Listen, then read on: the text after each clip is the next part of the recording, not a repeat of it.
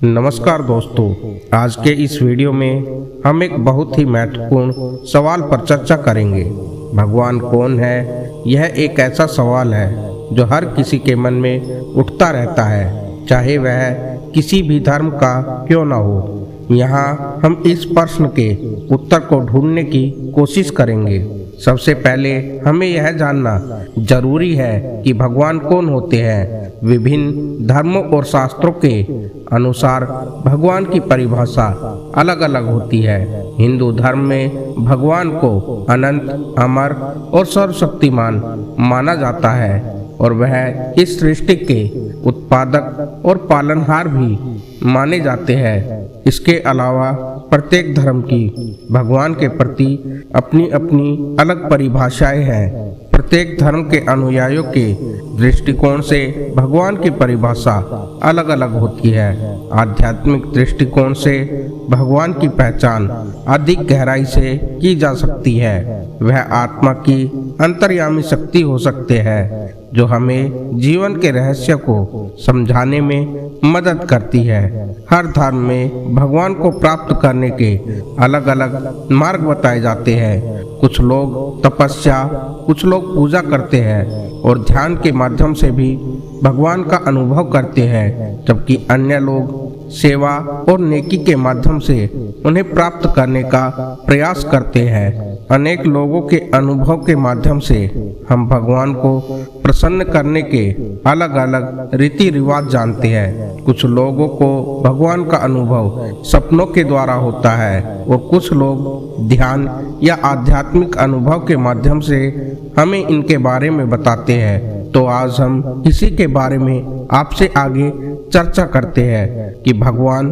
कौन होते हैं और ये कहाँ रहते हैं। हम सभी लोग सोचते हैं कि ईश्वर कौन है और ये कहाँ से आए हैं। कुछ लोग तो जीवन भर भगवान से अपरिचित रहते हैं। भगवान से ही इस दुनिया का निर्माण हुआ है, अतः भगवान इस सृष्टि के कण कण में समाये हुए हैं। या ये भी कह सकते हैं कि भगवान इस दुनिया में प्रत्येक स्थान पर विद्यमान रहते हैं। भगवान की गिनती नहीं की जा सकती, परंतु हिंदू धर्म की मान्यता की यदि हम बात करते हैं तो हिंदू धर्म में देवी देवताओं की संख्या 33 कोटि मानी गई है। भगवान ने किसी भी धर्म का निर्माण नहीं किया गया है, बल्कि धर्म तो मनुष्य के द्वारा बनाया हुआ है। यहाँ पर सभी धर्मों को संबोधित करते हुए मैं आपको समझाना चाहता हूँ कि ईश्वर एक ही होता है, लेकिन उसके रूप अनेक होते हैं। तो फिर हम किसी भी धर्म के क्यों ना हो, हमें केवल ईश्वर का ही ध्यान करना चाहिए, जिससे कि हमें मोक्ष की प्राप्ति हो सके और जन्म और मरण के चक्र से हम पार हो सके। आज हम आपको बताते हैं कि ईश्वर कौन है और उन्हें कैसे प्राप्त किया जा सकता है। तो आइए सबसे पहले जानते हैं कि ईश्वर कौन है। देखिए, भगवान की परिभाषा कुछ इस प्रकार से है। एक ईश्वरीय शक्ति होती है जो कि हमें इस जन्म में प्रत्यक्ष या अप्रत्यक्ष रूप से हमारी मदद करती है और हम उसी को भगवान कहते हैं। वास्तव में भगवान शब्द का जो अर्थ होता है वो होता है भैसे भूमि, गैसे गगन, वैसे वायु, ऐसे अग्नि और नैसे नीर। इससे यह सिद्ध होता है कि भगवान प्रत्येक स्थान पर उपस्थित रहते हैं। अब हम जानते हैं कि आखिर ईश्वर होते हैं तो हम इसे प्राप्त कैसे करें।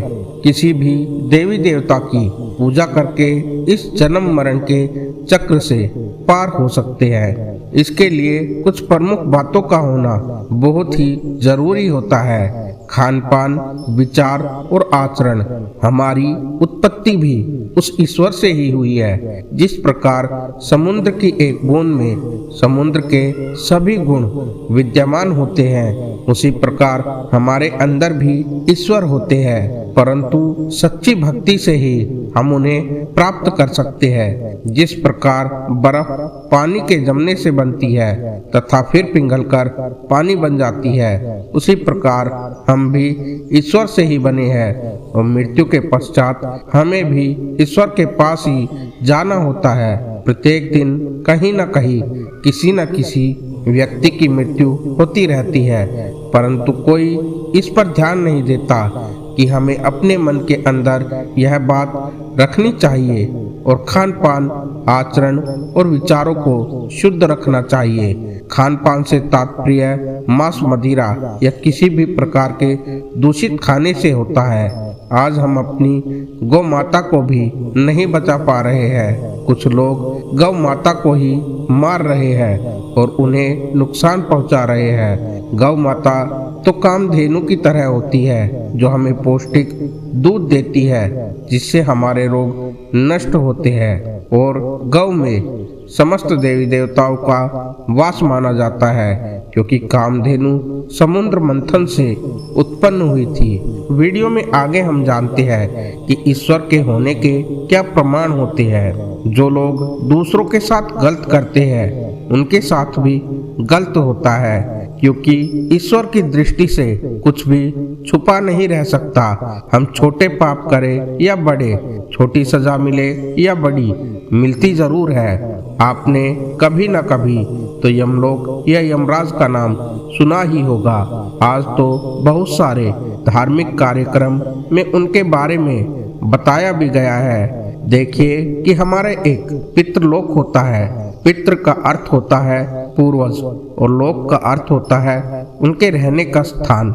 हमारे दादा परदादा जब अपनी आयु पूर्ण कर लेते हैं तो वह पितृलोक में चले जाते हैं। फिर यमलोक में यमराज द्वारा हमारे जीवन भर के कर्म देखे जाते हैं। जहाँ चित्रगुप्त जो यमराज के साथी है, उनके पास एक पत्रिका होती है जिसमें हमारे जीवन भर का लेखा जोखा होता है और उसी के द्वारा उन्हें पता चलता है कि हमने कितने झूठ बोले हैं, कितने लोगों का अहित किया है, हमारे कितने पाप है और कितने हमने पुण्य किए हैं। तो फिर हम अभी से ही अपने कर्म सुधारें ताकि ईश्वर के पास पहुंचने पर पश्चाताप न करना पड़े। अब बहुत से लोग जानना चाहते होंगे कि आखिर ईश्वर कहाँ है। जिस तरह कुछ लोगों में अनेक शक्तियाँ होती है, परंतु उन्हें भी एक ना एक दिन इस दुनिया को छोड़कर जाना पड़ता है। लेकिन शक्ति के उपासक नहीं मरते। जब तक ईश्वर है वह नहीं मर सकते। निर्गुण भगवान की सत्ता अज्ञात होती है। जो इसे जान लेता है वही उसे समझ सकता है। इनकी ना तो कोई जाति है और ना हमें उनके रूप रंग का पता है, तो ऐसे में हम उन्हें कहाँ ढूंढने जाएंगे। ईश्वर की भक्ति माला जपने, तिलक लगाने और माला पहनने से नहीं होती, वह तो केवल सच्ची श्रद्धा से होती है। आपको किसी भी आश्रम में या किसी संन्यास की कोई जरूरत नहीं है, क्योंकि गृहस्थ जीवन के साथ भी ईश्वर को प्राप्त किया जा सकता है। वैसे भी ईश्वर तो हर जगह है, कण कण में ईश्वर उपस्थित रहते हैं, तो वह हमारे घर पर भी अवश्य होंगे। जहाँ ईश्वर को सच्चे दिल से पुकारा जाता है वहाँ भगवान जरूर आते हैं। भगवान के अनेक रूप होते हैं, बस जरूरत होती है तो उन्हें पहचानने की। जो भगवान की भक्ति करते हैं उन्हें फिर किसी भी चीज की कोई चिंता करने की आवश्यकता नहीं रहती। यह सृष्टि उन्हीं की बनाई हुई है। कहते हैं कि ईश्वर की मर्जी के बिना एक पत्ता भी नहीं हिलता, इसीलिए वही सब देखते हैं। जिस प्रकार बच्चे के चोट लग जाने से माँ बाप अपना सभी काम छोड़कर उस पर ध्यान देते हैं, उसी प्रकार जो भगवान की पूजा करता है वह उसकी और उसके परिवार की पूरी सुरक्षा जरूर करते हैं। सिर्फ भगवान का नाम रटने से कुछ नहीं होता, उन्हें अच्छी तरह से जानना जरूरी होता है। मनुष्य सब कुछ समझ लेता है, लेकिन केवल उसी को नहीं समझ पाता जिसने उसे बनाया है। इसलिए सच्चे मन से ईश्वर की पूजा करनी चाहिए ताकि हम उन्हें समझ सके। जो मनुष्य इस संसार में भगवान की भक्ति करता है उसे फिर किसी भी चिंता की आवश्यकता नहीं होती। केवल कर्म ही ऐसे होते हैं जो मनुष्य के मरने के पश्चात उसके स्वर्ग या नरक का निर्धारण करते हैं। इसलिए मनुष्य को सदैव अपने कर्म अच्छे रखने चाहिए ताकि मरने के पश्चात वो आसानी से इस भवसागर से पार तर सके।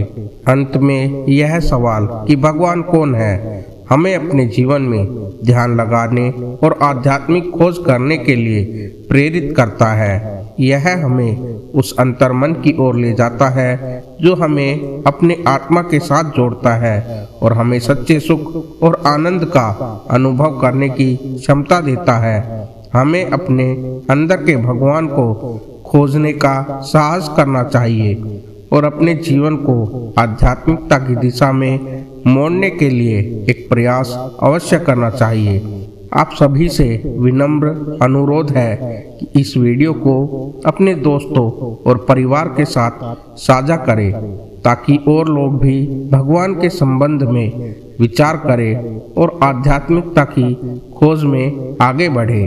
इसी के साथ आज की इस वीडियो को हम यहीं पर समाप्त करते हैं। आशा करता हूँ कि वीडियो में दी गई जानकारी आपको पसंद आई होगी। यदि आप हमारे चैनल पर नए आए हो तो आप हमारे चैनल को सब्सक्राइब करें, लाइक करें और शेयर करें ताकि नए वीडियो भी आपके लिए हम लाते रहे। तो मिलते हैं आपसे अगली वीडियो में। तब तक के लिए जय श्री राम।